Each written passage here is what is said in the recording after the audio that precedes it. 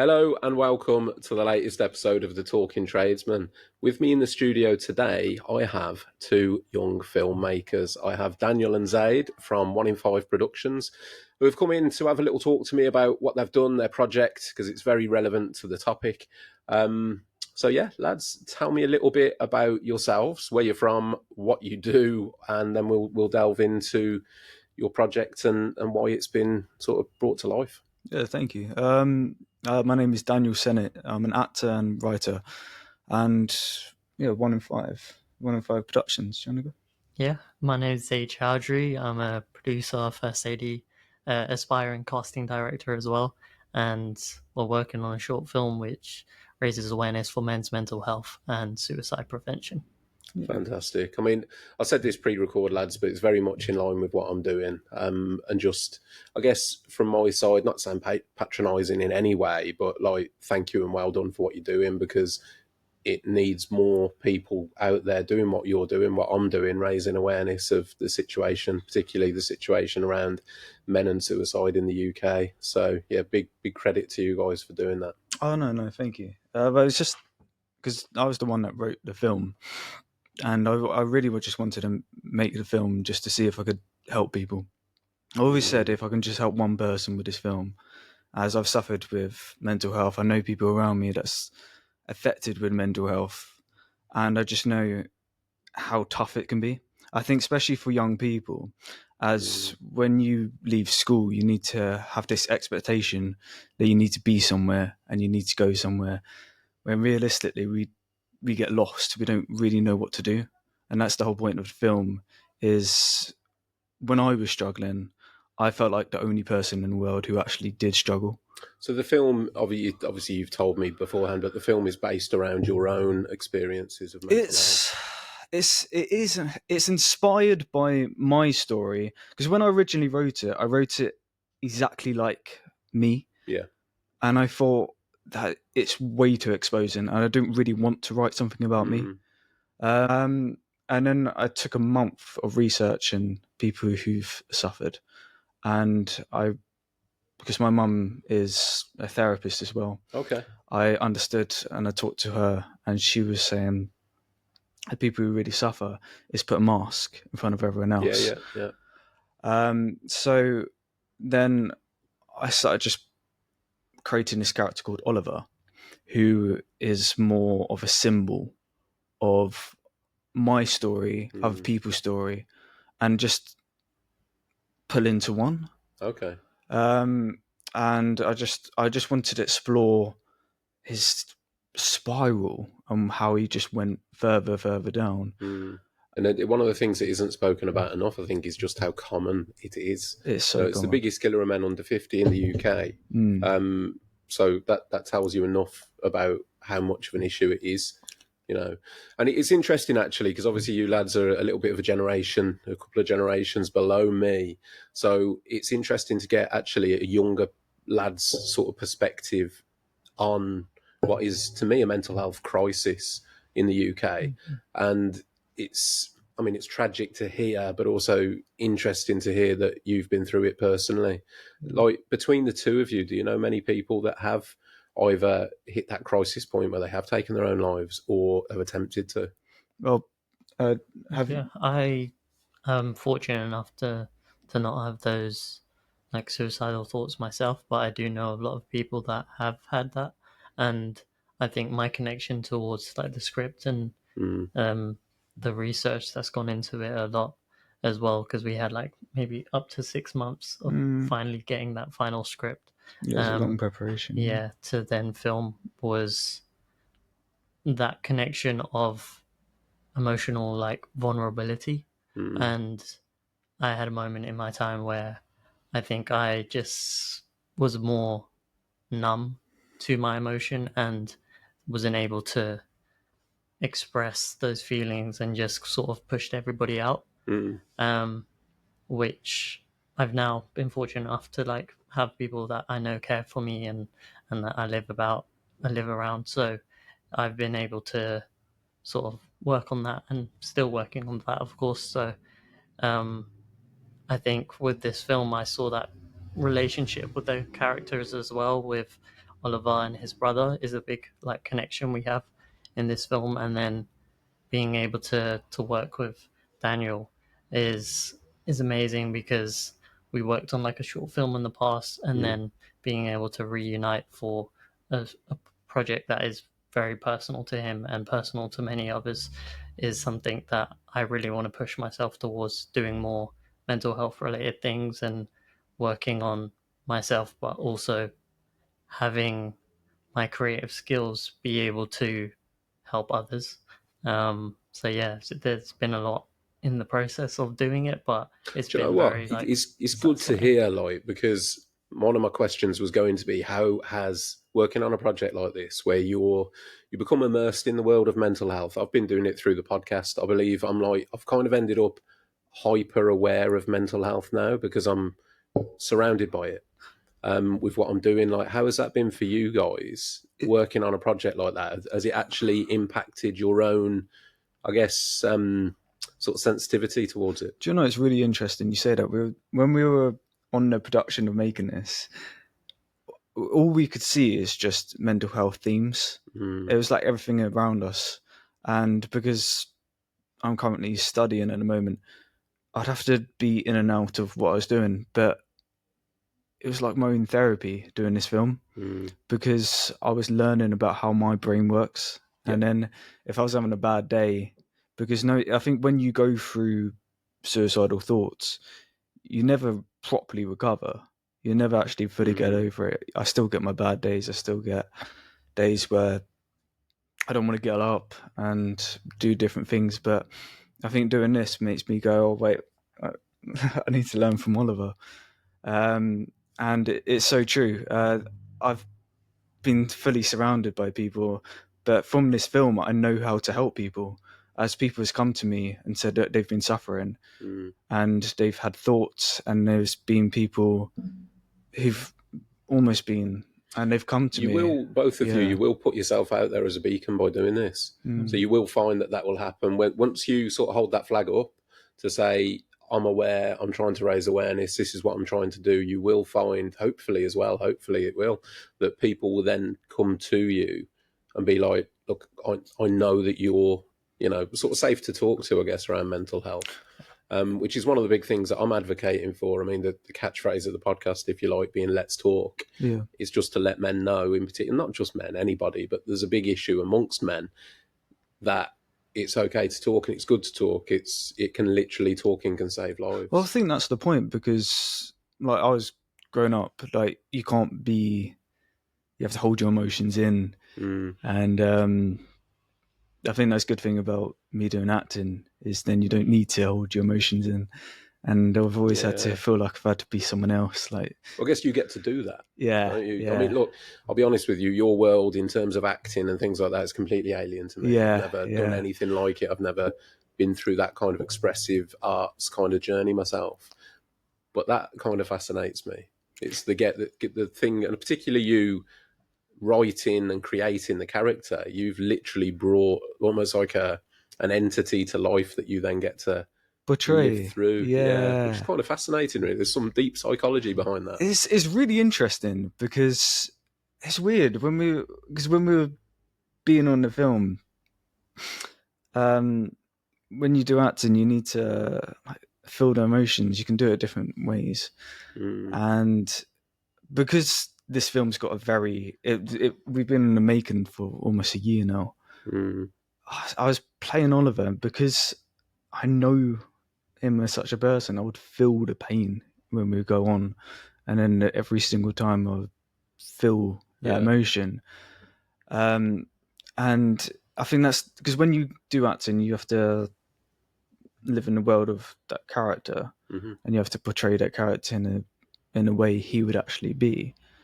And to go through a scene where you are in the proper bottom, you feel that pain. And it's weird because I felt like I actually had to go back to when I was struggling, and I had to go back to where I was to play him. Did that tear stuff open for you personally? A lot. Because I don't really like talk. Like it's weird because I've made this film but I struggle talking about my emotions. I do. I'm the one that I do struggle talking about it. I do keep a lot inside. And I think it's something I'm working on. I'm still young, I'm still learning, but I'm aware of that. I'm aware of what I do, but I was never used to be. But it's only from this film I've been aware of what I do, because I do hold a lot in. I never tell anyone how I feel. But I think from doing this film, I realised it brought everything back of when I was suffering, when I would go through days of just going for walks. I didn't want to do anything else. And I just saw no future for myself at all. And I think when I was doing this film, after, I just went straight back into that point. And then I'd have to go into class, and I felt that feel of lost again. Because when I was going through it, I felt completely lost. I felt there was no future, there's nothing for me at all.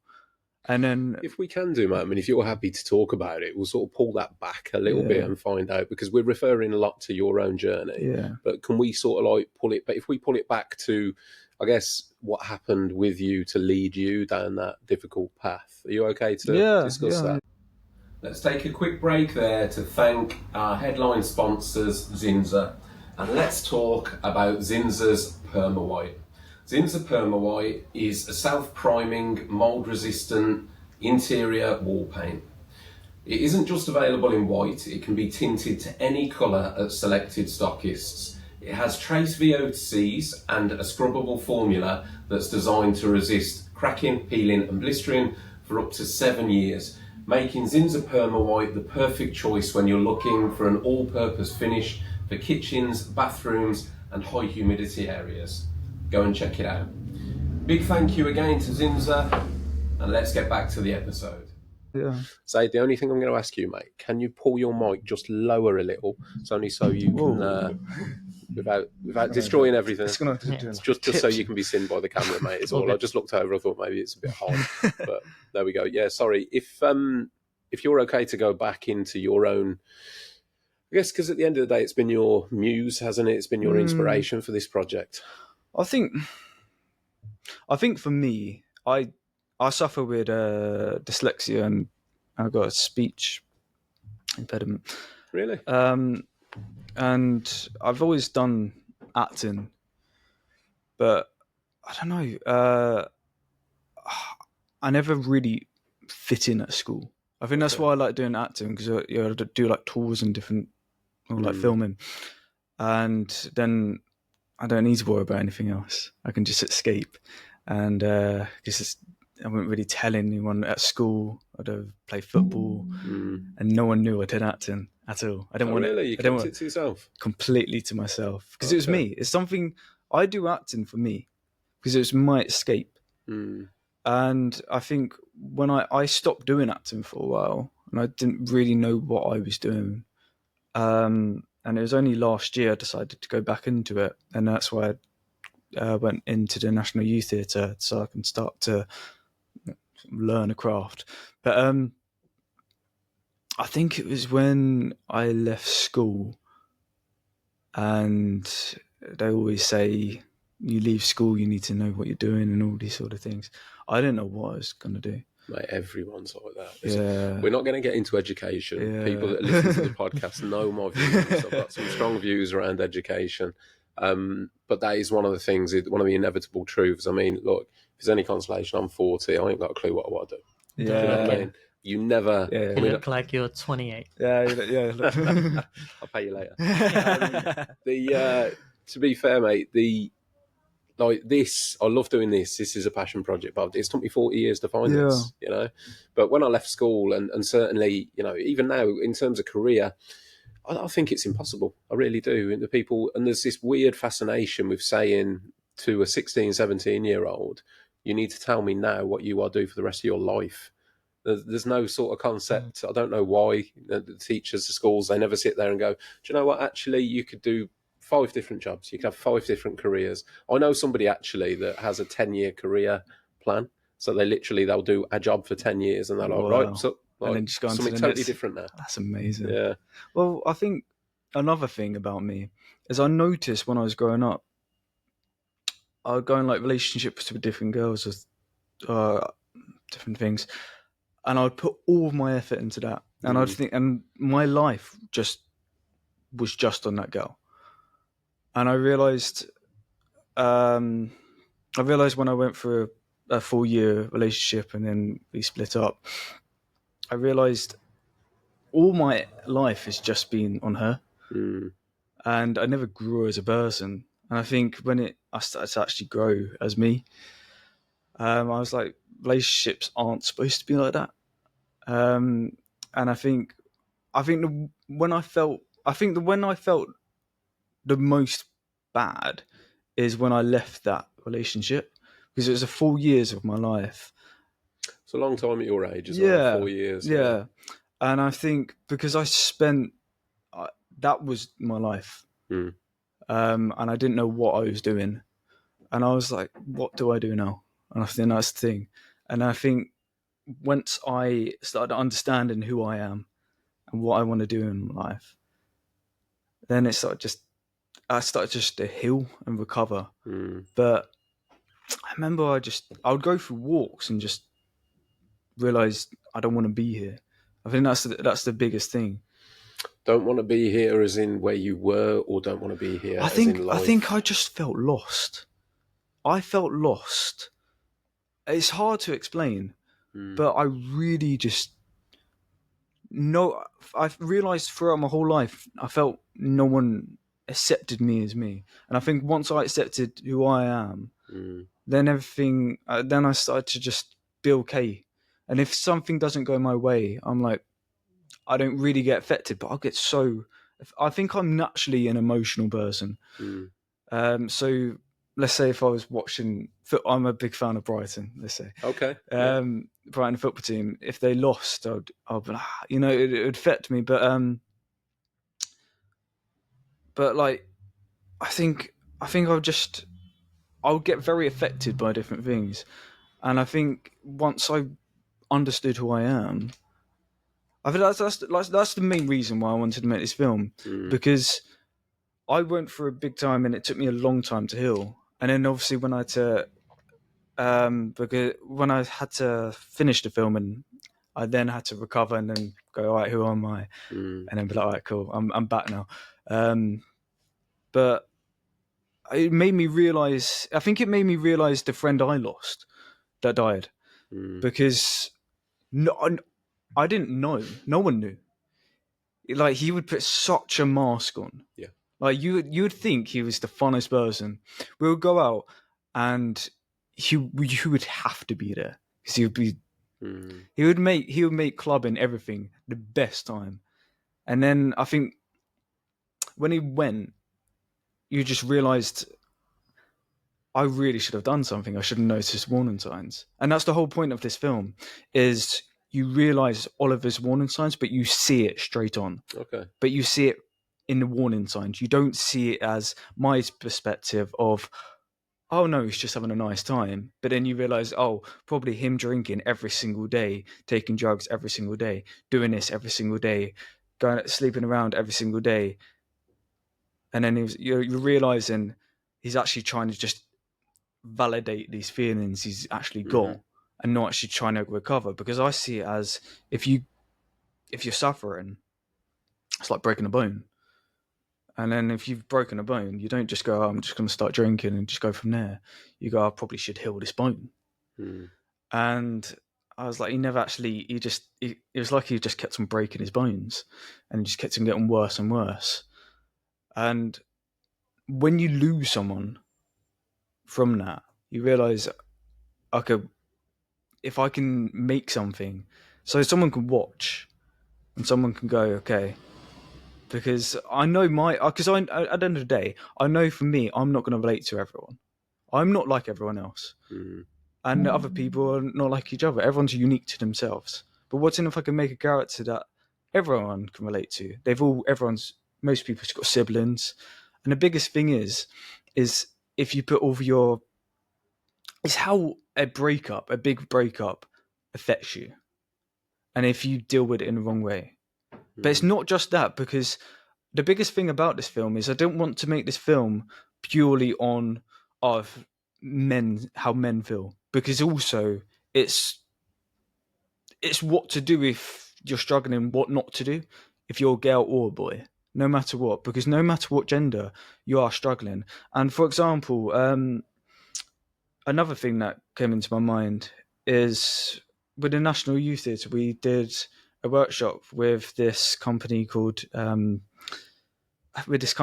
and they talked about how black men suffer from, and they're something like 3 times more likely to suffer. Okay. And I think that's why I wanted to make this film, because it's a film where so many people do struggle. And if you can watch this film, no matter where you're going through and what's happening, you can watch it. And then there's so many people where you can contact Many Talk, you can contact different companies. Have you, I mean, not to give too much away, like, but did you take the process through that to a point where within the film there are sort of pointers as to how to help or what to do if you're suffering? I guess without sharing too much about the film, it would be good to say a premise. But the film is about a young man. Don't know about editing. Yeah. Yeah, the 1 in 5 is about a young man that has a normal lifestyle, but he gets into a breakup which affects his mental health, and he gets suicidal thoughts. But something we learn in the film is this has always been there. It just hasn't been so prominent. And what we see is his relationship with his family, with his brother specifically, and how someone so like fun or happy can also have these like hidden feelings. And what we've learned about making the film as well is, you mentioned a lot about like acting and this being a character, but we wanted to show realness as much as possible. And if people can relate to that real experience, and maybe not just that character or the surroundings, but the realness of the experience and the vulnerability that is shown in someone finally finding out how they feel, and how the ways we do show like him going through that drug process and that drinking process, but also the ways that he can get help. But he specifically, Oliver is like a game designer, or he's interested in games, and we have a scene where he then wants to get into that and sketches, and they can be like a little just premise into how he can then take his mind off of that and work on himself. And I think as well, we've learned a lot through like just having this production and seeing podcasts like yourselves, and then reaching out to people like A2B Therapy, Anthony. Okay, yeah, former guest of the podcast, great bloke. Yeah, shout out Anthony. Being able to have a conversation with him and learn a lot about like black men in specific that have mental health issues, and trying to work on that. And also like Men Who Talk is Sam, we got to speak to him and learning a lot about just people in different areas and venues, and how everyone has a story, and how we can't specifically say this one thing will work for you, but this experience is something that everyone does go through. And that 1 in 5, the title, is based on the statistic that 1 in 5 people have suicidal thoughts. And then more specifically, 1 in 5 men, it going through a breakup or after an intimate relationship, divorce or something like that, they die by suicide.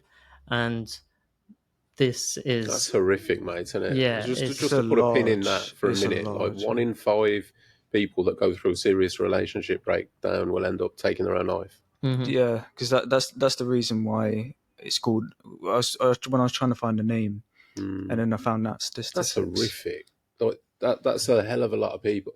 And the reason I say that is because I think relationship breakdowns and divorce is so prevalent in today's society as well. I mean, you're speaking to somebody that's been through one.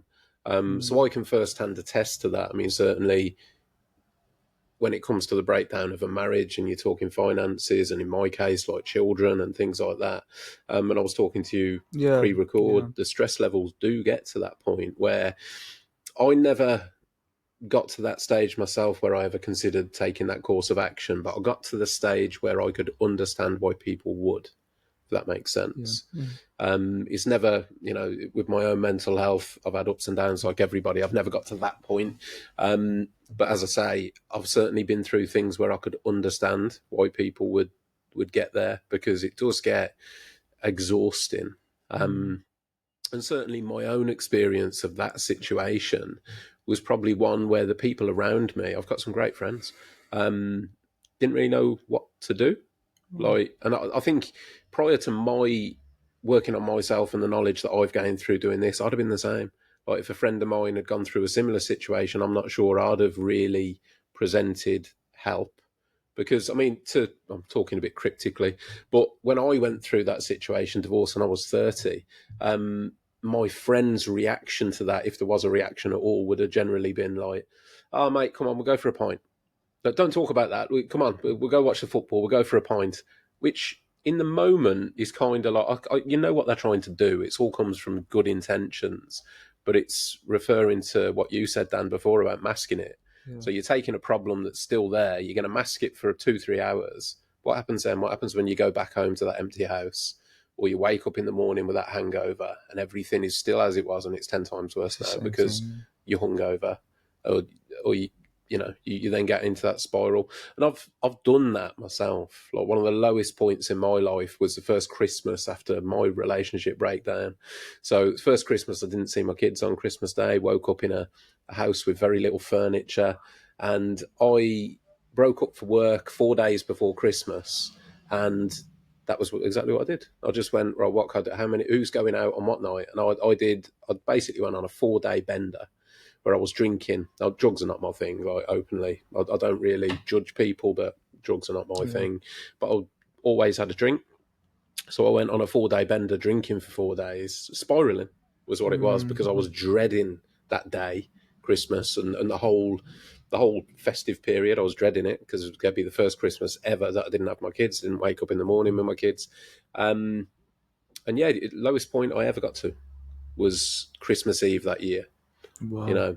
And I was surrounded by people that knew what I was going through to an extent, but the only sort of support, and I don't say this from a point of view of knocking anyone, because it's that generation where we just weren't educated, really. But my support network was drink more, let's drink more. Stay out. No, don't go home. Stay out more. But stay out more means drink more. And yeah, it was horrific. It really was. And I got to the point where, it was a point Christmas Eve, I just broke. I went home on my own to an empty house, went home, lay on the sofa and sobbed. Like, that was where I got to. But I knew, like, I was seeing my kids on Boxing Day. Do you know what I mean? So I was like, I've got 24 hours to get through. But there's people out there that are way worse than that don't see their kids at all, or whatever their circumstances might be, that can't see the light at the end of the tunnel. And it was at that point, even looking back and reflecting on that now, I can very much understand why somebody might go, I'm done. How did it feel at the moment when you broke? Horrific, mate. Yeah. Horrific. I can remember the exact moment. Wow. I'd been out drinking for 3 days, and I'd gone on like my work's Christmas do, and then somebody else's Christmas do, and then my mate's Christmas. I'd just any excuse to not be home, if I'm honest, because all of a sudden I'd gone from family home to empty home. Like I said, a lot of my furniture was gone. So I've got this home where I've got all the memories of being a father and being a husband and all the rest of it. And all of a sudden that was empty. So I remember that just this silence in the place, you open the door, there's just nothing. So I did everything I could to not be home, which, as I say, meant going out drinking. And I remember getting to Christmas Eve, I was hungover because I'd been out the night before. I'd woke up Christmas Eve after being out until 2-3 in the morning. Woke up hadn't wrapped any Christmas presents, so had to do that. And then first thing I wanted to do was get out back to the pub, like midday, pubs open. So I think I woke up at like 9:10, wrapped presents for an hour, got straight back out. And all my mates always get together every Christmas Eve. There's like 10, 15 lads. I normally, years gone by, I'd always do that. I'd always meet up on Christmas Eve, but I'd meet at midday and go home at 2. I had no reason to go home because there was nothing to go home to. So I stayed out, went to the next pub, the next pub, the next pub. But I remember getting to a point, it wasn't late, it was probably about 5, 6 p.m, being sat in a particular pub with a friend of mine, and just sitting back and watching all these families. It was like a family pub, and there were people that were clearly meeting up with family, exchanging presents, and kids all excited. I just looked at my mate and went, I can't do this, mate. And I just walked out, left, got in a taxi, went home on my own. But that, like I say, walking in through that door, the minute I walked in, I just broke. Like, I was absolutely just devastated, just lay there sobbing. Didn't tell anyone how I was feeling. But as I say, I knew on that day, I was heartbroken that I wasn't going to wake up to my kids in the morning, but I knew I was going to see them later. So, and that was how bad that got me at that stage. So there's people out there in much worse positions. So to reflect on that and think how they must feel in those circumstances, I can see why people get to the point they get to. Yeah. But my support network, as it were, as I say, there was nothing there to sort of recognise it and check in on me emotionally. Do you know what I mean? Like, if I was in that position now and I could reflect, or a friend was in that position now, doing something like ringing up and going, do you know what, mate, I know what you must be going through. Do you want to just go for a walk? We'll go for a walk, just have a chat. Or you don't have to talk about it. I'll just come round, we'll get a pizza and sit there. And 9 times out of 10, the other person's probably going to open up. Yeah. You know, if you say to somebody, do you want to go for a walk and come and pour your heart out, they're probably going to go, nah, mate, fuck off. But if you just go for the walk, it's probably going to happen. Yeah. You know, and it's good for me to reflect back on now, because I was a different person at the time. I was so ignorant of mental health. Yeah. And I bottled it, hid it, and got to the point of breaking. Compared to where I am now, I would handle things very, very differently. I would like to think I would also handle friends differently were they in that position. But it's one of those big lessons to sort of play forward and talk about and get people talking, that hiding things will escalate them. You're just putting it on a shelf for another day, and all the time that thing, that emotional weight is getting heavier. It's like a weight on your shoulders. It is, yeah. And just gets worse and worse and worse. That sounds very like tough as well, that time. So it's like brave of you sharing that. Yeah, thank you so much for sharing. I've shared it many times, mate. It's one of those things where I believe now, because it's those stories that connect with people. Because, as I say, I mean, divorce rates in the UK are very high. There's a lot of people out there, men and women, that go through really difficult breakdowns. And then it is, in my opinion, it's worse when kids are involved, because you've then got, you know, I certainly had like guilt and all those kind of heartbreak around my children. To an extent, if a relationship is done, it's done, if both people are on the same level. But when you've got children tied into the equation, it's very difficult. Yeah. And I think a big thing with our film as well, like saying it is, our protagonist is a man, and we are raising awareness for like men's mental health, but it is men and women that go through this. And one of the big things that we discussed during like the writing process was not showing our like female character Katie as a villain. Yeah, because that was hard. I wanted to make sure she has a reason, and I think the biggest thing was, that's the whole point of it, is Oliver has been suffering for years, and it's got to a point where it's too much for her. But because he's masking his emotions, it's I don't want to give too much away, but we also get to see her side of things. you see her complete side. That's good, and it makes a lot of sense. And the point of this film is not just based upon men are suffering, but it's based upon men and women. No matter who you are, anyone can suffer, and anyone can suffer alone. I think that exactly like you did.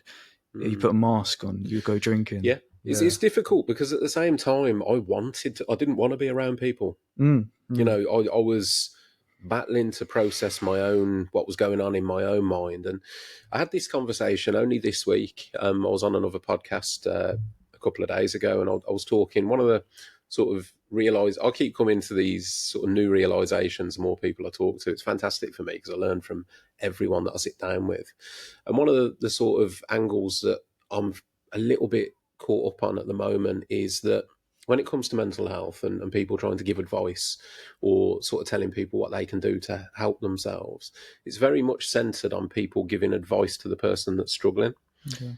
Now, when I was in that position, I wasn't able to take on board advice or look at things logically and practically. I was just in the darkest place I'd ever been. Luckily for me, I could see a way out. I knew the way out was there, but it didn't mean I was enjoying being at the bottom of the pit, as it were. I could see the staircase, but I was at the bottom. You know, I knew where I was. I knew I could get out, and I know there's people out there that don't see the stairs. However, there's a big focus, I think, when it comes to mental health and advice and helping people of sort of, let's talk, let's take that for example. I'll turn around to you, look, if you're struggling, Daniel, talk. But if you're struggling, you might not want to. You might not have the capacity to realise that that's actually the way out. You know, when you're hurting, you haven't got that rationality to you. So I've started thinking along the other lines, which is actually what can we do to educate people around the people that are struggling? Because one of the big things for me, you see like my clothing range here. So this hoodie's got "Let's Listen" written on it. So I've released the range that says "Let's Talk, Let's Listen" in balance, because I believe that you have to have an equal balance for it to work. Yeah. So we can tell people they need to talk, but if nobody's listening, nobody will talk. So it's then educating enough people. Like take my scenario, my friends, and again I say this, I'm not knocking them, there's some great people, but nobody stepped forward for me in that time and actually, I guess, provided me with the support that I needed. But then they weren't aware of how to do that. So it's a case of, do we actually need to put an equal amount of focus on letting people know how to help people, you know, how to really listen, how to really support somebody that is really struggling? Because at the moment, it seems to be all the attention on the person that's in the darkness, as it were, and no real responsibility and attention to the people around them. Does that make sense? So much sense. Yeah. Completely. It's how you can help someone is listen and be there for them. Yeah. I think that's the biggest thing. When it comes to listening, it's a skill. It is.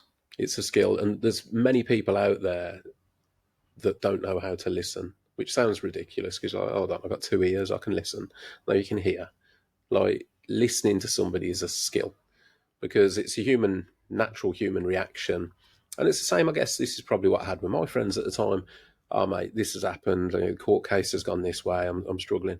Yeah, do you know what, mate? Let's do this. So they try and give you the solution, fix it, kind of thing. The truth to that is it never fixes it. It makes it worse sometimes, yeah. Exactly. Sometimes you just need somebody to just be there to offload to, just let somebody know how you're feeling, and that not a lot of the time is enough. You know. So as I say, it's a bit of a thing I've focused on over the last few weeks. Really, is just that I guess the balance of responsibility when it comes to mental health, being equally on, you know, those around the person that's struggling. And if I reflect that into my industry, like in the construction industry, that's one of those things where there's a mental health crisis in construction. There's so many men taking their own lives. I can imagine, yeah. And there's a lot of us talking about it now. But how many people are actually taking responsibility to, say, provide a safe space for somebody to talk if they need to? Because you can't just go around telling everyone, you need to open up, mate, you need to talk, if there's nowhere to do it. If there isn't that safe platform or space or person that will actually accept that opening up, you know, because men being men, given the nature of who and what we are, it's tough for men to open up. there's a lot of things. There's a lot of obstacles. There's pride. You know, that in my industry, full of a lot of alpha males. So there's the threat of I don't want to be seen as weak. Yeah. So I think the worst thing that can happen to a man in a lot of occasions is if they do open up to be rejected in any way, shape, or form, whether that's rejected by ridicule or being passed off. So it's so important that if somebody does start to open up or test the water on it, that the other person in that scenario knows how to react. I think the biggest thing is weak. Like, it is really hard to open up. Yeah. Because you are terrified of being weak. And to actually be honest in how you feel. Like, Definitely. I think, because there's so many times where it's difficult to actually be true and how you're feeling, why you're feeling like that. And I think there's a lot of, I think being a man, you have to earn a certain amount of money, you have to provide, you have to do all these sort of things, you have to be strong. And then realistically, when you have bad times and real moments exactly like you, how are you supposed to recover? Because then you have to be the strong person, but you can't actually express how you feel. Yeah. I think there's so much about that as well. In like my past year as well, I've been finding out a lot about myself and sort of that understanding of being like weakness doesn't need to be being less of a man, and that doesn't have to have that correlation where vulnerability in a way or being aware of your emotions is a strength and can be something that can better your mental health, which then can relate to your physical health, your spiritual health, all of that.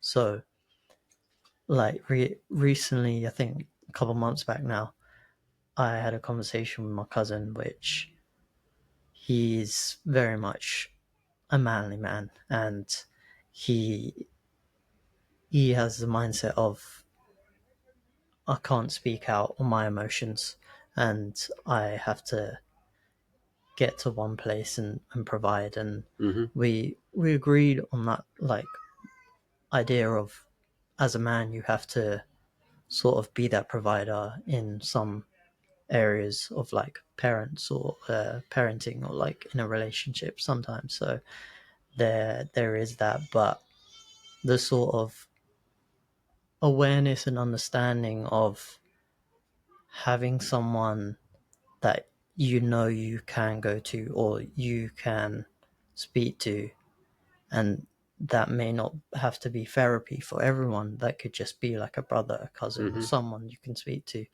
and that awareness of someone being there can really make that difference. And that is something that we came to an understanding on, which I think for me as well, like having a conversation with my cousin about that is like something that we never spoke about before. So that's cool. It was like new to learn about. And then it like with the film as well, how we mentioned like you see all these relevant things about mental health just come up here and there, and I think it's all combined into one. And it just comes into like perspective of your lifestyle and changing that, and also how much addiction can play a part of it, because people, I don't want to name people name names, but people in my family, there's a lot of people who's alcoholics, and it's because they're actually, there's so many alcoholics in my family, but they don't, it's because they don't, it's because it's an addiction. I've grown up around it myself, mate. It's an addiction, and I've seen it. And then like you can tell when someone's an alcoholic, because you prefer them when they're drunk because they're nicer. They're because they hold so much pain. I'm only basing this on my personal experience. I think anyone that, I think it would be pretty accurate to say that anybody with any form of addiction is masking something. Yeah. And that's what an addiction is, really. Well, it's like gambling, a gambling addiction. Yeah. People have lost their houses. Yep. They've lost everything because they can't find anything else. And I think that's the whole point of why people get to a certain point. It's lost. It's that proper feeling of I'm completely lost in who I am. When you go through a divorce, a breakup, when you go through any sort of pain, it's a proper pain. We were talking about this before the podcast. It can cause heart attacks. It can cause so much physical pain, mental health. If you think about it, mate, from a sort of like perspective of when you go through any of those big life moments, you have to completely re-establish who you are as a person. So it's almost the death of your identity at that stage. Yeah. So, like, for example, my own situation, my breakdown, I went from full-time dad to part-time dad. I went from husband to single. That's the death of an identity and the emergence of a new one. And it's not always, people find themselves in positions like that. They haven't chosen that. So it just happens. And it's a thing about identity, isn't it? A lot of people build their whole existence around their identity. And identity is constantly changing. Like for example, when I talk about identity, I'm remarried now. So I'm a husband to my wife. I'm a father to my children. I'm a boss to the people that work for me. I'm the tradesman to the customer. So everybody sees me differently. I'm a different person to each of them. And somewhere in that, I have to work out who I am to myself. But that identity changes with your life. And that, I think, is where a lot of people struggle, is that re-emergence or emergence of a new identity, particularly if it's not one that you've chosen.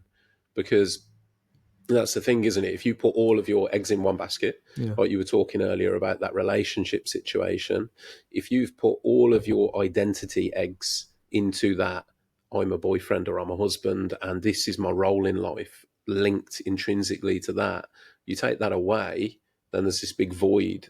And it's like, okay, what do I fill that with? I've got to fill it with something. And that's where a lot of people go, well, I'm going to fill that with alcohol. I'm going to fill that with drinking. I'm going to fill that with gambling.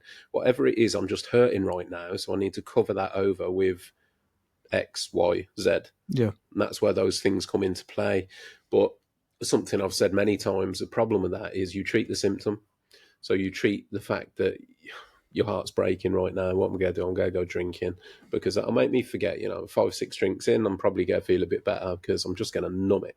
You don't feel the pain. But... You don't feel the pain. But you're not treating the cause. The cause is the fact that you're now single, that you've now got to, re-establish who you are as a person. So you can treat the symptom in the short term. I don't think particularly maybe there's nothing wrong with that. I wouldn't criticise anybody that goes through a breakdown and goes, do you know what, I'm going to go and get drunk, because I think a lot of people do. Okay, who am I to criticise that? But at some point you've got to do the work where you go, okay, this is it now. So I can't just keep masking it. I've got to work on the underlying cause, because that's the only place where you're going to heal. Well, I think the biggest thing is forgiving yourself as well. I think another thing is I've made many mistakes in my life, and I think that's the thing. What I like about acting is it's a lot in going deep into who you are as a person and forgiving the mistakes you've made, because everyone has made a ton of mistakes. That's part of life. Oh yeah, we make a lot more. And I probably will. A lot more. I probably make a trillion of mistakes, and I used to beat myself up so much about it. But then since I'm getting older and since I'm understanding, and I think that's the biggest thing is understanding who you are. And when you make mistakes, not killing yourself about it, just going, okay, I've done that now. How can I move forward? And how can I be better myself from it? I think I personally feel that the minute you recognise a mistake as a mistake, it becomes growth. Yeah. Because at that point you then realise that something went wrong, and if you acknowledge it, you can then use it to grow and change your course. Exactly. Not repeat it. If you don't recognise a mistake, you're destined to repeat it. It's because, like, even journey up here, I probably I could have made loads of mistakes, but then I could have missed my train or missed everything. But then because I've had moments where I've done that, then I've learned it. Yeah. And I know that's a weird example because that's just about a train, but it's just a small example of like, if you go for a bigger mistake, don't, because I was talking to a friend of mine, and he was just delving deep into this mistake he made. I won't go into the mistake. And he knew it was wrong, and he was just delving deep and he's just getting himself down about it. But I was like, I just told him the mistake's done, but the biggest thing about it is how can you learn from it? 100%. What can you do now? And as you've gone through that mistake, now you know how it feels, and you know how it made other people feel, and you can grow from that and not do it again. And that's the whole point of making a mistake. 100%, mate. I think it's been a really important, pivotal point in my life, is reframing a mistake as growth, because then there's value to it. Then you stop looking at it and wallowing in the mistake itself, but you can actually appreciate, okay, that was bad, but do you know what I learned from that? I learned this. So then it's actually given you something. Yeah. Do you know what I mean? And that to me is where the growth in life is. I studied philosophy. I studied the Stoics for a while, and I'd recommend it to anybody. If you want to reframe your mindset, study Stoicism. Oh. So it's a fascinating thing. It's a big statement, but I would say it was life-changing for me. Wow. Because it completely reframed my mindset on a lot of things. You know, there were probably things, I'm not going to bore you lads, we could be here all day, but there's a lot of things relating to my childhood that I'd probably held on to with resentment and anger. Yeah. But after sort of reevaluating things in that manner, it then gave me the value from it. And I talk about this a lot, the value in trauma, is that most traumatic things in life you can actually find value in. You know, whether that's a lesson, whether that's, you know, and it's anything. Look, I mean, if you stub your toe, there's value in that, because next time you're not going to, well, if you do it again, you're beyond help. But like, daft things, you stub your toe on the corner of a sofa or whatever, you might move the sofa a little bit, so next time you don't do it again. Like, those lessons, you can learn from it and then improve your life from it. But sometimes you have to take the hit to get the lesson, you know? And if you can reframe it that way, it just lets you let go of things. It's how you grow. Like, I went to Germany and we did Midsummer Night Dream, and we were staying with the host family. The only reason why I'm bringing this up is the host family I was staying with, she was this woman, and she lost her husband. And that's the reason why she does host. And when actors come in, she'll invite them round. And it was so amazing to hear, because she was saying just from the loss of that relative, her husband, and now she's so open for new adventures. And that's the whole point. It's taken a traumatic event which could have destroyed her, which destroys so many people. And that's the whole point of 1 and 5 is, like, for example, Oliver put all of his, exactly like me, Oliver put all of his eggs in one basket, and then after it ended, he got destroyed. And she, exactly like you were saying, that was her personality. She was a wife of her husband. But then she changed it and went, oh, now I'm this. And she would do tours. She knew about 5 languages. She would teach. She would do so many things. She would do so many things for other people from that trauma. Yeah. And I thought that was amazing. And I took that away. And I think from that one experience, I learned so much from her, because I was like, it's how you take a big event, mistakes, anything, and you change that into a positive. Definitely. Yeah. Definitely. Let's get a little bit into, obviously, the film itself. So it's going to be a short film. Yeah, is that the right description of it? Yeah. Short. Yeah, it is short film. Yeah. About 15 minutes. Okay. Roughly. Yeah. And where are you guys looking to sort of distribute this or have this available? Oh, it's still in the talks, isn't it? Yeah, we're currently in post-production, so that is like the editing stage, and we're having composers and sound people on board, possibly music artists as well. And we're going with the flow, but we have fortunate enough to have like an executive producer come on board, and she's going to help us. She's really with distribution and trying to get it into festivals, film festivals, and then possibly like a channel like Channel 4 or ITV or something, where we can have it up on a online sort of distribution. I think the biggest thing is anywhere that would allow us to have it. But is it likely to end up on streaming platforms? we would hope so. hope We would so, hope yeah. so. I'm really determined, purely based upon the story. And if I can get on a big story, then we can really incorporate all of the charities involved. I've got to admit, I mean, the fact that you lads have told me roughly what it is, I mean, I look forward to seeing it.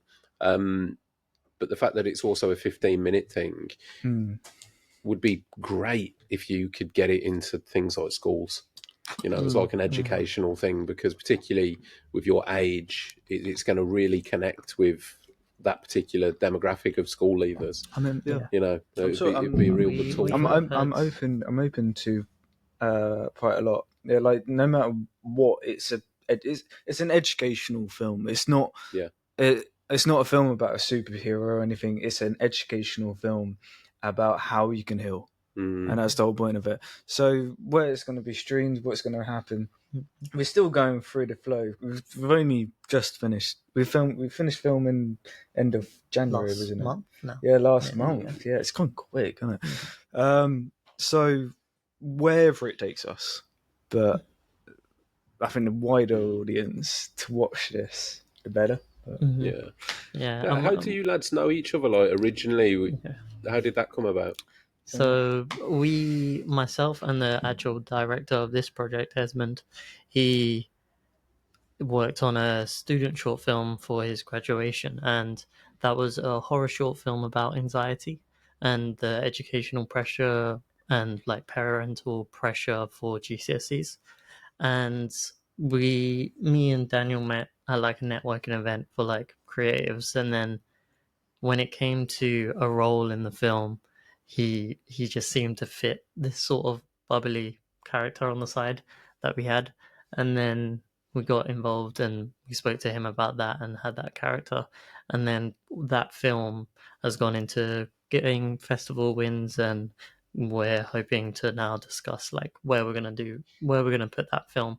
But then Daniel and I and Esmond, we all had like a good connection on set, and we stayed friends. And when you told us about this film and shared it with both me and Esmond, we both had like separate conversation as well, and we was like, "Whoa, this is a very important film, a very impactful thing," and like I think you mentioned how you were sort of like proud of how we worked on the Switch On film, I was really proud, and us getting that validation in a way sort of allowed us to understand our own skills a bit better, and being able to, we can work on this and push it to a level that would be able to get out there and actually hopefully save a life or help someone that is going through this. Yeah, I have to put a lot of praise on Zayd. Esmond as well was.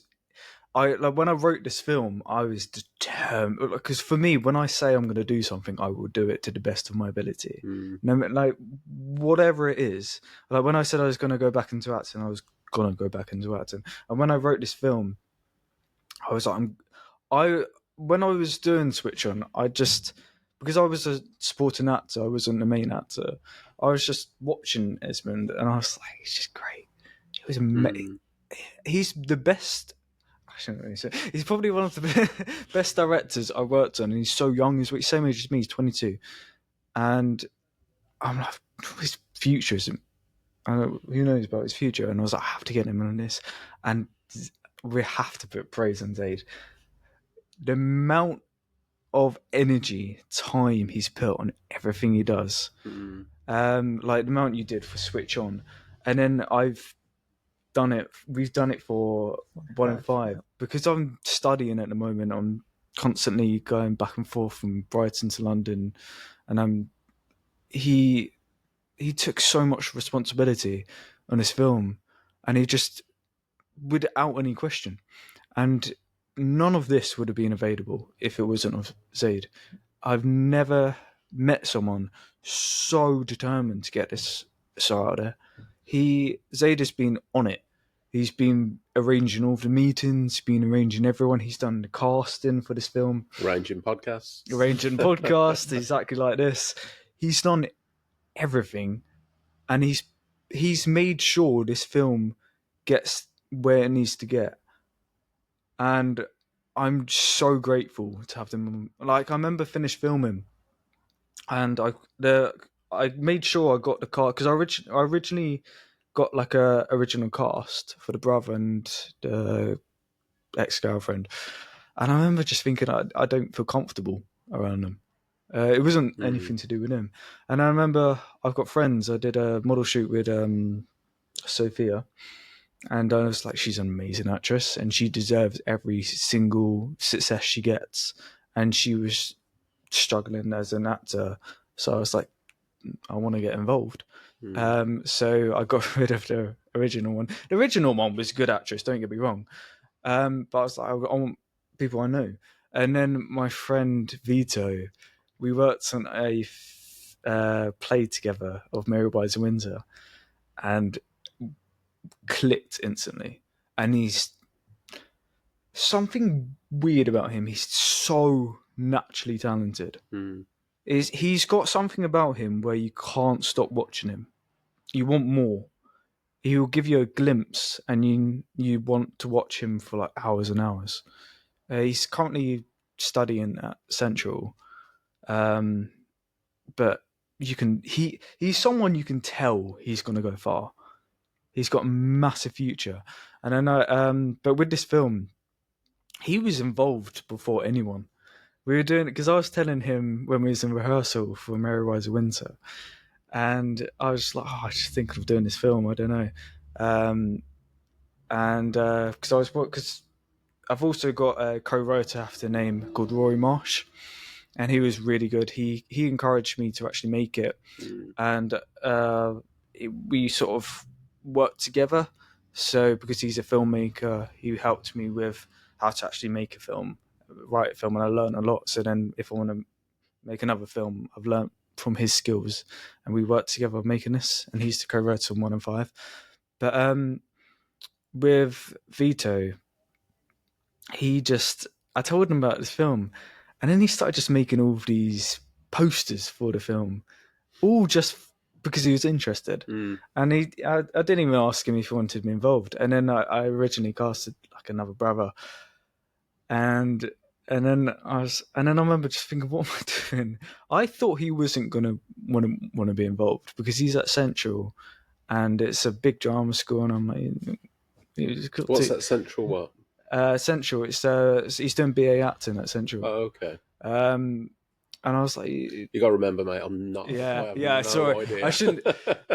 With this drama school, it's like Andrew Garfield and Judi Dench studied there. Okay. So like big people. I think the big thing with the cast specifically was something that you originally had in mind, and then once we had that script written out, we knew these actors would be able to work on this. And one of the big things was that comfortability on set. And with the film, we followed like there's specific like Samaritan's film and TV guidelines as well on what you can show, and that like we had to implement that within making the script and making sure that we didn't share anything as well. That you had to go through the script. That wouldn't be too like triggering. Yes, and we're of course going to be adding like a viewer discretion and like helplines as well. It's hard, mate, isn't it? Because I mean, my sort of opinion on it is like, I understand you wouldn't want to trigger somebody accidentally, but at the same time, the harsh reality of mental health is very harsh, and sometimes masking that is kind of does it a bit of a disservice. The severity of what can happen in terms of those people that do take their own lives. It's that ripple after. It's like the stone in the pond scenario where the effect goes out to so many people. It's really interesting. When I was gonna make, I was terrified to actually put this film out just because of that one reason, because I did loads of research prior to making it, and I was like, every film is doing it on mental health. My film is purely based on suicide awareness. And I was like, I'm taking a massive risk because there's a reason why no one's done it. Do you know what though, Daniel? It's that word, isn't it? The word suicide is almost like a taboo. It makes you want to retract into yourself. It's something where you talk about and everyone's like, "Oh, we shouldn't be talking about that." We find ourselves doing it. I watch you. You just did it then. When you say it, you say it quieter. Yeah. You don't get many people that puff their chest out and say that word. Yeah. And the reality is, I mean, you could talk about your social media platforms, or certain social media platforms, your content. So I've come across this myself with some of the content I've put out on certain platforms. If it has that word in it, it's immediately banned and you are warned. Yeah. And it's like, well, hold on. I'm trying to put something, I'm not glorifying it. The context there is to raise awareness of it.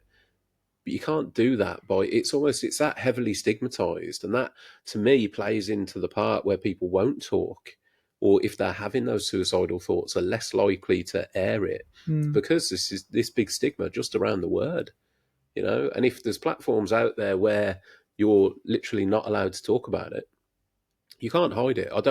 My personal view on it, I don't understand why it is so hidden.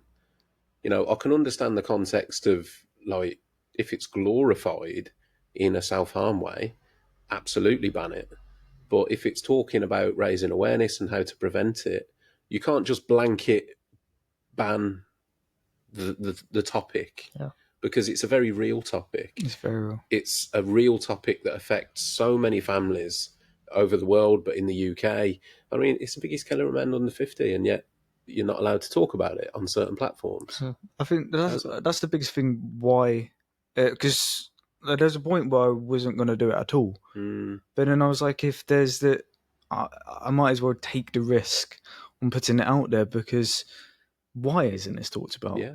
If it's it's so many people go through it, and it's increasing, especially since COVID. COVID was the biggest killer. So many people died from suicide, and no one talks about it.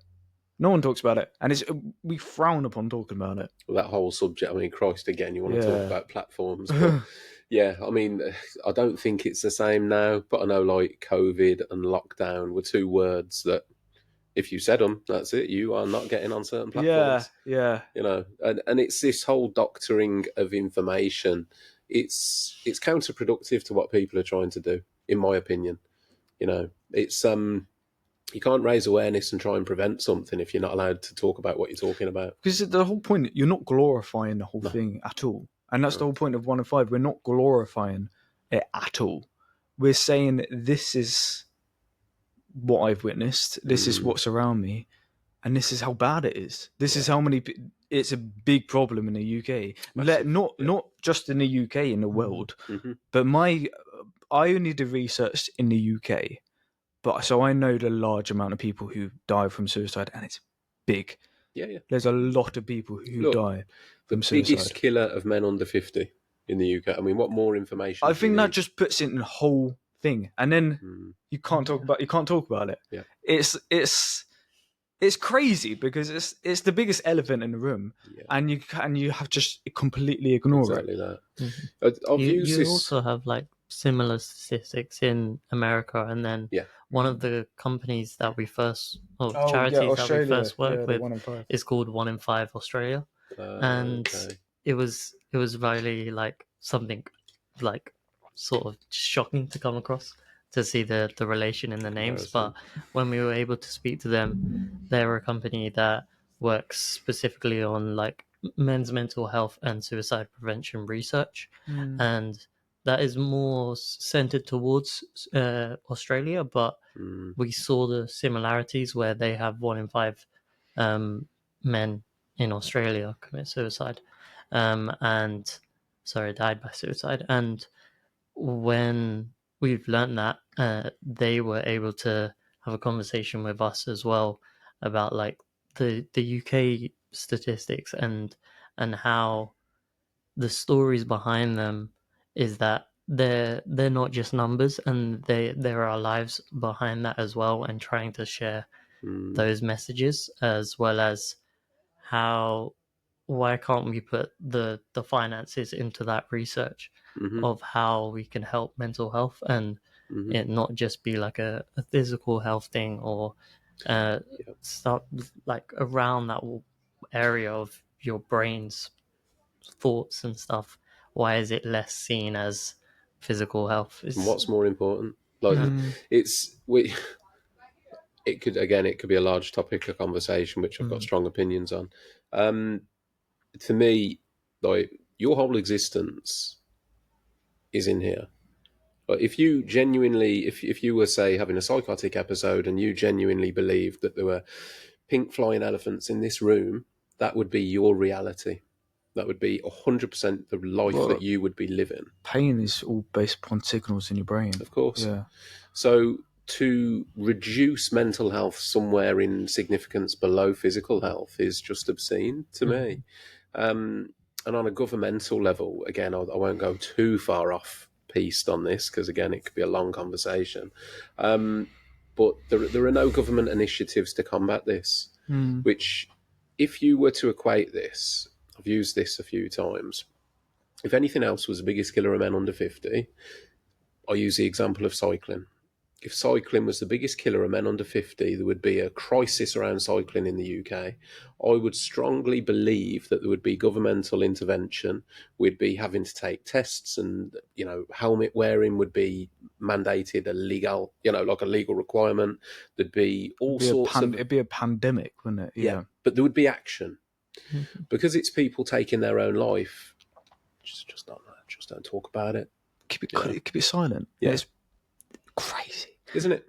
When you put it into context, it is unfathomable. Let me get the word out there. But it is unfathomable that it is the government's position. And not only that, it's something else I'm trying to raise awareness around is the fact that the government are consecutively reducing the mental health budget in the UK. Oh no, it's another thing I wanted to state was, like, let's say you wanted to call the helpline. It's so hard to actually reach out, and the government, like, if you're struggling and then you call the GP, they'll just be like, "Oh, here's sertraline, here's all these sort of different things that just numb you." They don't actually treat the symptom. And then if you get therapy, they're so underpaid. And I believe there's about a 2-year wait list. And it's a 2-year wait list. And you could have already died. You could have already died from suicide in that time frame. Yeah. And then they're just like, "Oh, that's another thing we should put under." And it's crazy. And it's how it's like how it was illegal to die from suicide. There's so many different things. But there isn't I say this, but it's hard to know how much they can do, but they can do more. They can do so much more. I'm no politician. There isn't enough support, and it's like you go from one age and you have to know exactly what you're doing, and the reason why it's to 50 is because there's no help, and then that's why they're like Many Talk, for instance. It's an independent company that they've made a platform where people can go. And then the government are not highlighting that, are not putting these things out there. They're not showing it. They're just going, "Oh yeah, that's a thing," and just stop talking about it. I only saw the other day, I think it was Cardiff Mind that had posted on social media that they've just had their funding cut and that they were going to have to stop doing certain services. And this is like across the UK. It is being cut and cut and cut. And the government talk about pinches here and there and everywhere. But when you've got the biggest killer and you're reducing services, and they have done, it's not common knowledge, but the UK government have reduced the mental health budget per head of population since something like the early 50s. The last time where the UK had the largest proportion of their budget put into mental health was at the height of the asylum system. Because the asylums were these big stately homes, they were residential, every county was legally obliged to have one. They used to cost a fortune because you've got people residential, you've got staff, you've got the building, the upkeep, the maintenance. Ever since they reverted, because I studied social science, is the only reason I know this, ever since they reverted from an asylum system to a care in the community system, the mental health budget has been cut and cut and cut and cut and cut. There's a misconception in the UK that the government are doing more to help mental health because people like us are talking about it more. Therefore, awareness is being raised. I think it would be accurate to say that people are talking about mental health more than ever, but there's no action behind it. There's no government sort of, they're not picking up the flag and going, do you know what, actually, yeah, there's a problem. This is what we're going to do. And there's so many great charities out there. I mean, there's Mind, there's Samaritans. There's endless, but they don't get the recommendation they deserve. But just if the government aren't going to do anything firsthand, just support them. Yeah. Just fund them so they can do what they're doing better and more. But they're squeezing and taking away. It's honestly crazy on how they don't help the cause at all. No. And like I think the numbers would go down a lot if they did actually highlight these charities.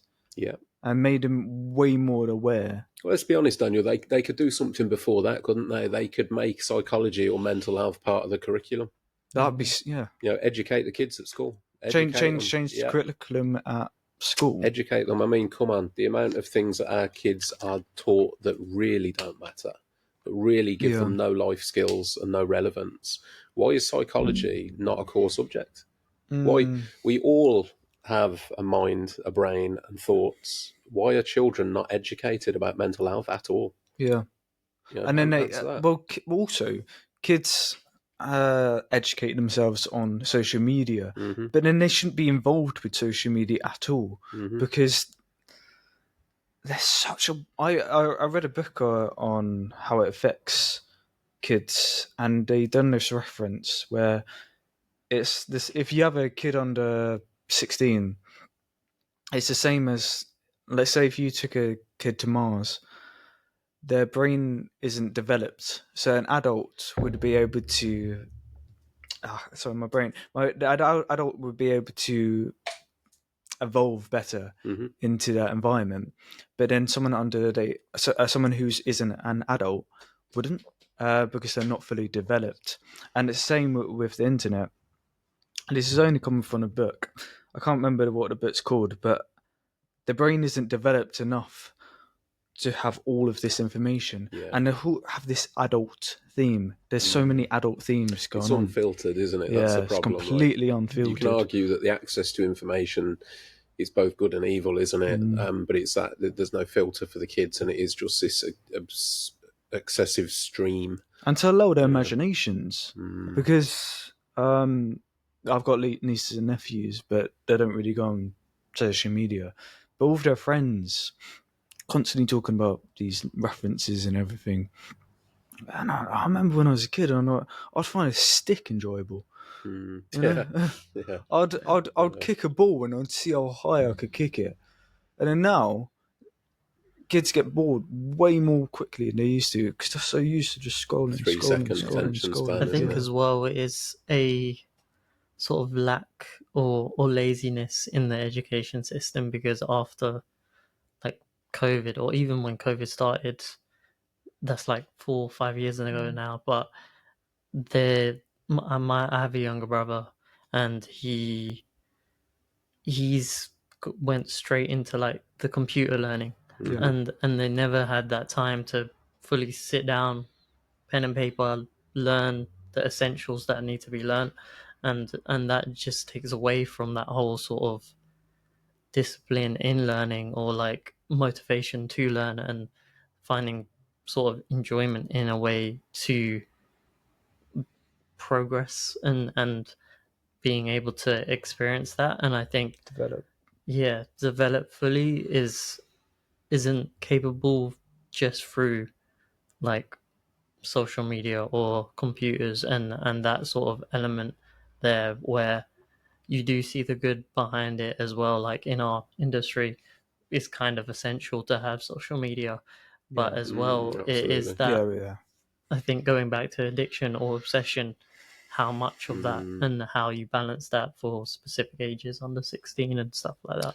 It's difficult, mate, because there really is such a balance. I mean, you could argue like social media down the line will be somewhere potentially where youngsters can go and see your film and educate themselves that way. That's a good point. That's a good point. But there's just that whole negative impact to try and balance out as well. But it's... I tried to avoid the education conversation. I've still ended up there. But yeah, let me just say there's a lot that can be done There's a lot that can be done when it comes to government intervention around mental health and trying to impact these suicide figures. There's a lot that can be done for not a lot of cost, in my opinion. And even the fact that they're reducing it's just horrific. It's like on all these photos, can't you? I don't really go on. I don't go on social media for like platform, but you can change how you look. Can't you? God, yeah, filters. You can do all these like filters and things. Yeah, and then by the time this comes out, mate, you'll have little fox ears. Yeah, to be fair. But like for example, I've got a younger sister, and I don't want her to have social media at all. I want to stay away from it as much as possible, but I know she's going to get to a point where she will, and it increases so much self-confidence, because when you're a kid, you shouldn't care. That's the time where you shouldn't care. But then you're at school, you have to be quiet. You have to be all these sort of things. You have to do this. You have to do that. You have to do that. And you have no time to actually explore your imagination, explore who you are. I think that's the reason why suicide is so high, because they don't leave school, do exactly what I did, and just get lost. They don't know who they are. They've had years and years of being someone else. And I think social media has just made that so much worse, where they're trying to be like everyone else. They're trying to be like this celebrity. They're trying to be like that. And then they're having to go to school and they have to stick into this routine. There's no sense of imagination who you are and everything. And it's why social media has increased anxiety hugely. Definitely. And then people having to go to school and having this huge amount of anxiety and then be quiet. I know. I mean, we've talked a lot about male suicide figures, but I know there's a huge. I've seen the graph. If you look at the year where Facebook was launched and female suicide figures, they go along like that and then do that. Yeah. Just the launch of Facebook, and it's not. I'm not taking shots at Facebook. It's the way that it's used and the stimulation. We could, again, there's a whole myriad of things we could talk about with social media. Maybe people coming from a generation that have always been exposed to it will be better equipped to handle it. Maybe it was that generation that it just arrived on the scene with a boom. The people that were partially through their development and it hit. I don't know.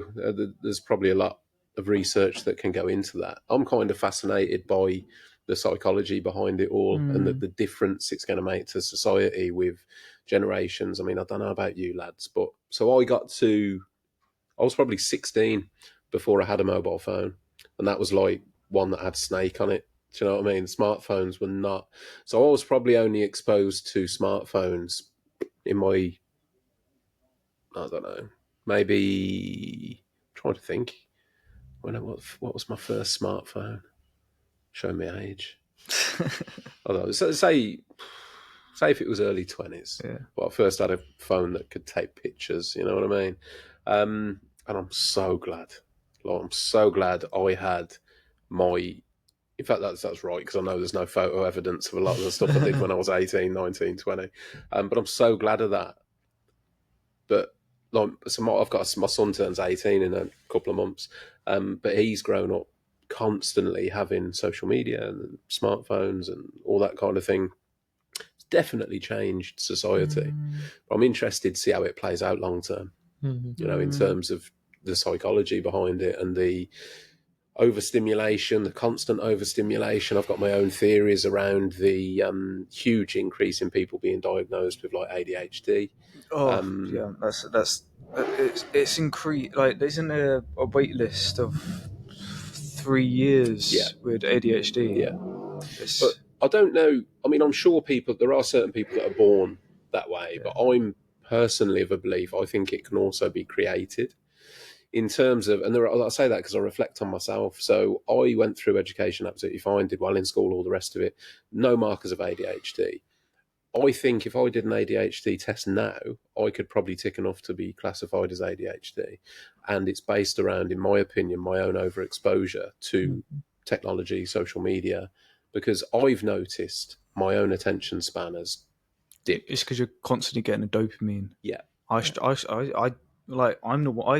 struggle, like scrolling, and I have to like set it like I have to get this thing on my phone where it just Time's blocks block social media so I Yeah. can, because I've got so many things I need to get done, and then I know the feeling. I've just wasted 3 hours Yeah. mindlessly scrolling when I could have just done all the things. Like task paralysis. Yeah, it's like a mind prison, isn't They it? call it doom scrolling. Yeah, doom scrolling. Yeah, you get locked into it. But it's interesting. Be interesting to see, because studying again psychology and neurology, you can create new pathways. Obviously, neural plasticity, it's a proven scientific fact. You can change the way that your brain fires. So if it can be changed, it can also be changed in a negative way as well as positive. So that's what interests me, all this technology and social media and stuff like that. It can definitely change your brain patterns. And I think going back on how we were talking about your brain is what indicates pain first, and those negative thoughts as well. There's not really, they wouldn't really classify it as a science, but the sort of manifestation or affirmations and things like that, how that physical or that presence of doing that thing can positively affect your brain, and that is like less foreshadowed than the negative thoughts or the pain and things like that, where there should be more studies on that and how the spiritual connection or the ways we can positively change our mindsets. Completely agree, Zayd. Yeah. Completely agreed. It's been something that's fascinated me, really, because, as I say, if I say to you stress can cause a heart attack, nobody argues. No. But if you try and talk about the positive implications, so mastering your mindset and things like, mindfulness and meditation and things, fucking hippie. Do you know what I mean? Nobody wants to talk about the positives, because it's the scales must balance.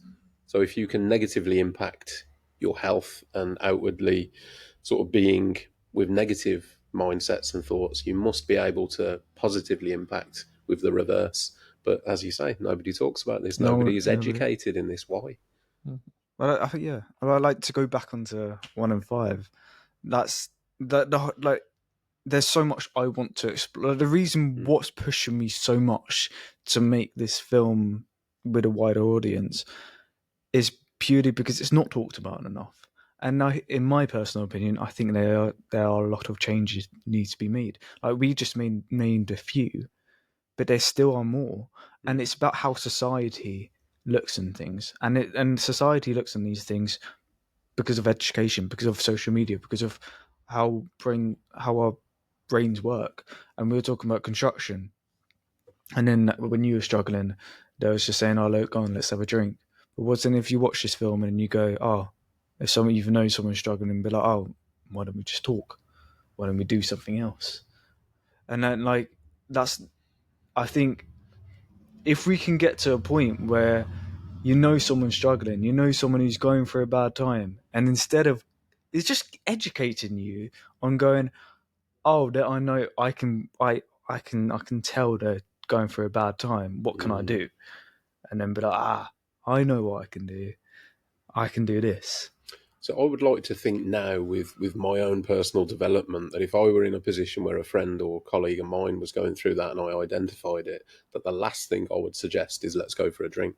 Because I know that would actually subsequently make it worse. Well, because I had someone, like, I'm not going to name any names, but I had someone come to me and they were struggling. And they had really bad times. It's happened quite a few times, especially since 1 and 5. Like, it's actually already started to make an impact. As I say, you've put that flag up now. Yeah, we've put a flag up, but I know how to help people because I've struggled, and I know, because my mum's a therapist. She knew how to help me, and that's the reason why I've recovered and why I'm the way I am, because my mum was able to help me.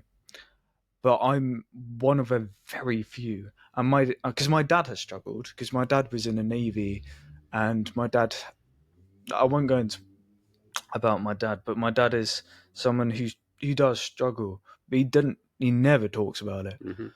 And I've learned from him how much it's affected him. So then when people come to me and they say, "Oh, I'm really struggling," I know exactly what to do. They don't even need to say anything.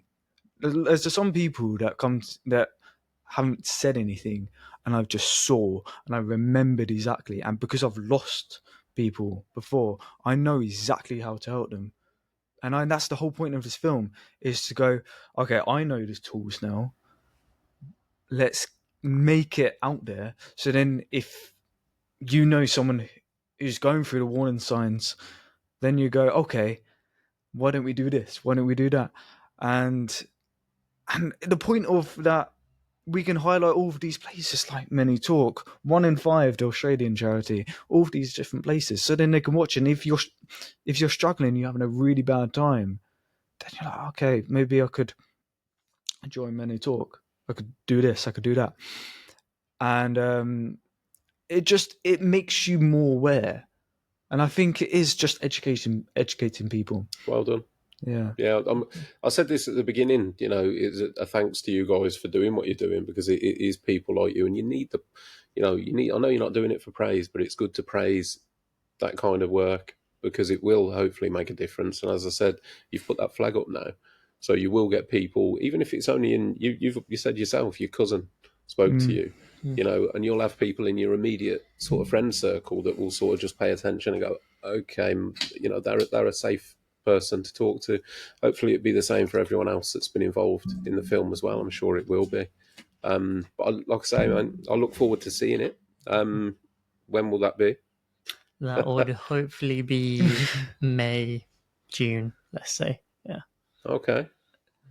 Well, look, the other thing as well, you guys, have you got social platforms related to 1 in 5? We do. It's 1 in 5 Shout 'em out. 1 in 5 productions. 1.in.5.productions. There we go. And then also TikTok as well. We have 1 in 5. And Facebook. What's it called? I believe it's just 1 in 5. 1 in 5, yeah. 1 Okay, in so 5. the first one was that Instagram. The first one's Instagram, Yep. yeah. As always, I'll put your stuff in the description below, so there'll be at least one link that will take you to your socials, and then I'm assuming people can. So if you follow your socials, you're going to update launch dates. Yeah. and things we like that. have a couple like advice and like mental health tips and bundles that we have, just like posts and sort of fun stuff that we have at the moment. I think we have the trailer. When do you think the trailer's like originally we did a teaser trailer, which was a concept trailer, which is on our Instagram, and you can see that. And then we have some BTS photos that are going to come out shortly, and we hope to be putting out posters, a bit more like cast information, stuff like that, and really just work on sort of the marketing and the push for this to raise as much awareness as possible. Because I think with us as well, like we've learned, if from our creative skills this is a small thing that we can do to help, then we want to do that. And I think like props to you as well, because even with your podcasts, getting all these guests on and learning about different industries and ways and how everybody relates around mental health is been really like educational as well to learn about. That, mate. I mean, mental health crosses all borders. In industry perspective, we haven't got anything in common. But in terms of mental health, it doesn't matter if you're in construction, it doesn't matter if you're an aspiring actor, a director, or whatever your industry is. Mental health crosses all those boundaries. Yeah. We all have emotions, and there are realities where they are the same.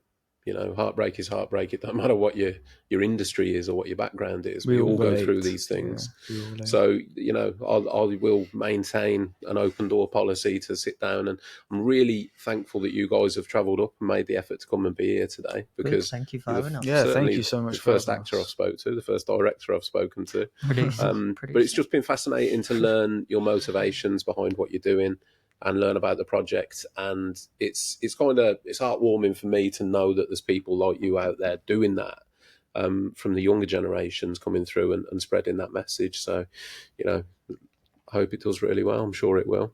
Thank you so much. Thank you so much for having us on. No, it's been an absolute pleasure. You'll just have to make sure you let me know when it's out, and I'll of course let everybody on socials know. We may invite you to. We're hoping to have like a little screening, private screening. That'd be nice. Red carpet. Maybe. Who knows? Yeah. Who knows? Yeah, absolutely, If man. Amazon is Absolutely. involved. Would love to also find out. This is on record now. They've invited me to the red carpet. Would also love to find out if you have a favorite film as well. Oh, Oh, mate, do you know what? I love films. but what I type? don't think I could give one. But okay, what? favourite Yeah, film. Well, but like what type? What type? Because Genre. my personal favorite film Yeah. is Kill Bill. Because, Okay. but only because my dad would always show me, and then I started getting obsessed with Quentin Tarantino. Like I remember as a kid, I just watched his films repeatedly. Really? Yeah. I do like a Tarantino film. If I'm honest, on the subject of film, I would struggle to give you one because there are just so many greats. There's too many. I've got a soft spot for an epic film. So like your classic Gladiator, Nice. Braveheart, Troy, some favourite films there. They're good. But also then there's things like I love Wolf of Wall Street. I've watched that so many times. I think that's got a little bit of everything. Yep. But then films like The Revenant, I mean, talking about films growing up, I was my old man used to watch the film Zulu on repeat. So there's still like a soft spot for that. I used to watch the old like the Greek god films. What are they now? The old was it? Trying to think of the name. I'm just having a complete Hercules. brain emptiness. No, there were ones that went across. They've remade them recently with Sam Worthington. I saw Clash something of the he was in. Titans, those kind of films. yeah, But they were like original, like 60s versions that I used to watch. All sorts. I like a British gangster film, Lock, Stock and Two Smoking Barrels. Like it's an absolute classic. I know it's not a film, but the series Peaky Blinders. Oh yeah, massive Peaky Blinders fan. Yeah, love Peaky well, Blinders. come on, we're not far from Birmingham here. Yeah. So I've got to thank Absolutely. Peaky Blinders. In my opinion, Love Peaky Peaky Blinders made the Blinders. Brummie accent cool. Oh. So got a lot of love for that. Yeah. But all sorts, man, all sorts. Yeah, your modern films, everything's changing quite a lot, isn't it, in terms of the styles? And like, I love the film 300 just because it was styled so different. Zack Snyder film. So yeah, I couldn't give you one. Did you see Gladiator 2? I did. Did you not like That's it? all I'm going to say. Yeah. I loved it. Do you know what? It was a good film, but it didn't I felt create any of the feeling for me that the first one did. Yeah. It felt like a repetition in a way. Yeah. As a standalone film, if I'd never watched Gladiator, It would be. I would have been like, it's a good film. And in fact, I'd still say it's a good film, but it didn't. It doesn't It was compare. an emotional. Doesn't compare. Gladiator and Braveheart were two, for me, they grabbed you. The emotional attachment, the injustice, the father's rage, the husband's rage. The second Gladiator didn't have that same passion. It was fun. It's a fun film. It's a good film. It's very well shot. Like, it looked amazing. It doesn't get you the same feeling. No. I've got to ask you two lads then. So what are your favourite films, respectively? Well, I said about Kill Bill, but that's more of like just because it's comfort, isn't it? It's comfort. Very strange. I have a lot. It sounds really weird, but I think I like the Elvis film. It's only because it's more of just Austin Butler's how he played it. Okay. See, I guess as an actor, you're going to look at a film so differently. Yeah, to me. I'm just a consumer. I'm more. Yeah. But sometimes it's a curse. It's a massive curse. I'm watching a movie. I start to watch things and I'm like, why did I do that? It's annoying because then I can't actually enjoy it. I struggle. Sometimes if a film's really good, then I can switch it off. But if I can't, I'm like, I see where they got that was a good. I've forgotten actor. some of the classics as well. I get shot if I didn't mention this, but the Rocky films as well. Oh no, I forgot about the Rocky. Indiana Jones. Oh, again, Indiana Jones. But the thing is, I think what makes a good movie or a favourite movie, it's always got some emotional attachment. Do you know what I mean? It's something that invokes an emotional response from the viewer, and that's going to vary person to person because different people are going to connect. I guess I've got a soft spot for that, like underdog story kind of thing. But yeah, proper Rocky story. My and favorite. listen, I'll put it out there. I'm going to get a load of shit for this now. I preferred Rocky 2. I preferred Rocky 3, but no, it's only because as a kid I was a massive fan of. A lot of people would turn around and go, the first ones, but I preferred the one where he won. Rocky 2 and 5, I think it was when he fought Ivan Drago. Was that 5? I can't remember. I don't remember. First one he lost to Apollo. Second one he beat Apollo. Third one Just Mr. To T. be was honest, Mr. T. I don't think I've seen all of them. Fourth one. Yes. No way. See, was it the fourth Seen one one, then? two. Was Is Ivan Drago? that the Russian one? Yeah. Yeah, that's a good one. I Dolph like that one. Lundgren. Yeah. I think that was either the fourth or the fifth, because then the fifth one was Tommy Gunn. The Ivan Drago one. So two and Drago, whichever one that was, were my favourite Rockies. Nice. But then I like I like the new ones. I like the Creed films as well. Oh, the Creed. Yeah, the Creed I films are loved good. it. I loved the Creed. Yeah, I think he's a Mm. brilliant actor. Michael B. Jordan. Well, Yeah, fantastic Top. actor. What's your favourite film? I would have to say The Truman Show, Jim Carrey. Yeah, because we were talking about this on the way up. Because we were saying what's your favourite actor. Why is that your favourite film?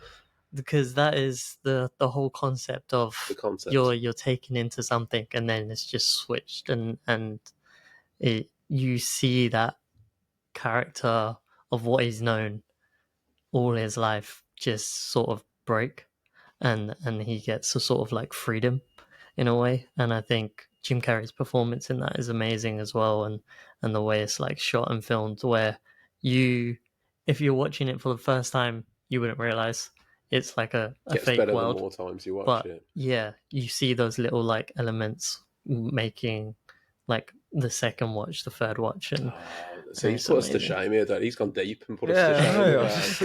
I just like watching people punch people. My other option is an animated film called Over the Hedge. If you've seen that. Do you know of it? Do you know? Little like raccoon. Because one of the days we finished filming and my girlfriend she came over and then we were like, oh, let's watch a film, and he was like, oh, let's watch Into the Hedge. Over the Hedge is a good film. I've got a tattoo of it as well. It's good. See, this is. I don't think it's possible. I can't pick one because they're different emotions. Mm-hmm. Like films for different occasions, kind of things, you know. So it depends how I'm feeling. But I couldn't pick one. It's all mood, isn't it? It's all. Yeah. It's like some days you're in a mood for like a proper action film, and then some days I don't know. Like some days I'm really in the mood to watch proper Peaky Blinders series, just watch the whole thing. Yeah. Binge watch it, but then some days I don't want to watch it at all. Yeah. I can't remember what series it was. I felt it went off the boil a bit. It sort of lost its way, but then it found its way back. They're meant to be doing a feature production of that. They are. I'm gonna be going to that. I love Tom Hardy's character in Peaky Blinders. Tom Hardy made it. I don't know. He didn't make it, but he made it off. His character was incredible. I think Tom Hardy's my favourite actor. He has a new movie coming out on. Very underrated actor. It's annoying because, like, Legend. Have you watched Legend? Yep. One of my favourite films. Yeah, great film. He was incredible, and both characters you couldn't recognise. You couldn't recognise him when he was a different actor. No, that was a fantastic. I mean, I don't know a lot about acting, but even I can say, like, to play those two parts. Yeah. Oh no, he's always been my favourite actor because, and he's so unique. So how he acts is so unique. I thought he was amazing as Bane as well. He got a lot of criticism for that because the Americans apparently couldn't understand what he was saying. He did incredible as well, and he got huge for that role as well. Some of my favourite Batman movies, though, was the Christian Bale Batman movies. Yeah, they were the ones for me. Since then, I'm not interested. I've got to be honest. The recent one's been horrendous. I haven't even. Did you not? I haven't even watched them. Yeah, the Batman. Robert Pattinson. Me personally couldn't get behind Pattinson and couldn't get behind who was the other one? The one before Michael Keaton. No, Michael. Jennifer Lopez's Ben Affleck. Ben Affleck. I was like, as soon as they made him Batman, I was like, oh no. I think my favourite Batman is the Heath Ledger one. Well, that's Joker. Yeah, Joker. Yeah, that was. Sorry, that's my favourite. That was the first Dark Knight. Dark Knight. Yeah. Oh, incredible for both of that whole run of Batmans were the best. Yeah, I've watched that film so many times. Heath Ledger was incredible in that film, but it made and destroyed him. Yeah, because he did. Did he do Brokeback Mountain after that though? So no, because Heath Ledger, he played the Joker. He was filming another film, but then he overdosed. That's another thing about mental health. Yeah, he went too deep into the role, and because with acting, that's why people go so far, because it's method acting. It's method acting. If you want to go technical, I won't go into technical things, but like he went a lot into like emotional recall sort of thing, and he went deep into that. You think that was what broke him? He couldn't sleep. He couldn't do anything. He went proper deep into the role. Like when you go into a role, you got to be careful for not going too deep, or you just lose yourself. You can't recover. And if you're playing the Joker, that's why he went so far. That's what isn't it called, like a cursed role? I'm not sure, but I guess as well, you never know if that was the only thing, because that is what that's just true. media That's true. said. You never know. Like, he got to because they say it's the Joker killed him, but you don't actually realize. You don't know what was happening on his home life. He could have had a bad home life. That could have anything could have happened. Those, mate, nobody will ever know. Yeah, but it was certainly an incredible role. It was a shame that it happened when it happened, because it would have been good to see him come on and carry on. He would have been. He would. I think if he would have been the top actor. Oh, easily. Yeah. Like there's my personal opinion. There hasn't been anything like that. I know you've got the Joaquin Phoenix one. He still did really well. Yeah. But... you know what? So the first one, I'll give him, was okay. Good. Yeah. If you watch the second one, what the fuck was that? I watched that and it finished, and that was my exact reaction to my wife. Did you? What the fuck was? Did you see him when he watched it and he just? Have you seen it? The second one. It's like a musical, was it? I couldn't understand. That was I the don't idea know. Why of was it, Lady? making it Oh like yeah, a musical. Isn't it because because of like they're insane? It just didn't go as planned. I guess. No, it was horrific. It was a really unpleasant viewing experience. I had such high hopes as well, because there was so I think much Lady Gaga. You know the film Lady Gaga did with A Star Is Born. Maybe that was actually a good film. I liked that. That Yeah, film. that was a good film. Yeah, I actually liked that film. Yeah, Bradley Cooper. Yeah. See again. Oh, you're talking favourite films. The Hangover, iconic. That is very good. Yeah. I've watched it so many. Would I say it's the best film ever? No, but it was iconic, and I've watched it. Arguably, probably it's up there with like Wolf of Wall Street and some of the epics. You know, so yeah. If I'm ever going back to watch that, though, I have to watch them all in like one All the month. Hangovers. I have to watch. I don't. Was there a fourth one? But I don't think that was like Vegas, part of it. It was like separate. Bangkok, yeah, and there was another one. Because I don't think I've seen the third one. Yeah, the third one. There was no wedding in the third one, was there? I don't think. No, I haven't seen it. I can't remember. But yeah, it definitely peaked at 1 and 2, I think. Yeah. Oh, we've put the world to rights in movies now as well. That's me. I think I've done all the usual stuff. I've got you to tell people where they can find you. Is there anything we haven't touched on that you lads wanted to get into the podcast before we wrap it up? I can't think of a single thing. No, I think just if you are struggling with mental health or suicidal thoughts, reach out to Samaritans 116 123, and even shout 885 I believe. If you text that, you can get help. And just reaching out to friends, family, people that care, but also if you're someone that knows of someone that does that, reach out to them, because it's very hard for those people to reach out. And I think we should also push for others to reach out to people. And it takes like 8 minutes of your time to have a conversation and find out how someone is really.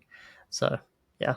Perfectly well said, Zayd. Perfectly put. Thank you for that. On that note, big shout out to our guest merchandise sponsors, the Funky Peach, who I've got hoodies and t-shirts and stuff that I'm going to give the lads in a minute. And a massive shout out to Steve at Uncle Matt's Hats, who has provided me with 6 months worth of Uncle Matt's hats. And I've been told they even make an appearance in 1 in 5. Yes. So big shout out to you guys. Good. Was that not meant to be said? I know. I was meant to wear that. He had a hat he was planning to wear today. They can go away with a colour of their choice. How many hats have you got? Oh, we only got one. you can go away with one each today. Right. So yeah, big shout out to Steve. Massive thank you, massive and shout out. catch you again soon on the next one.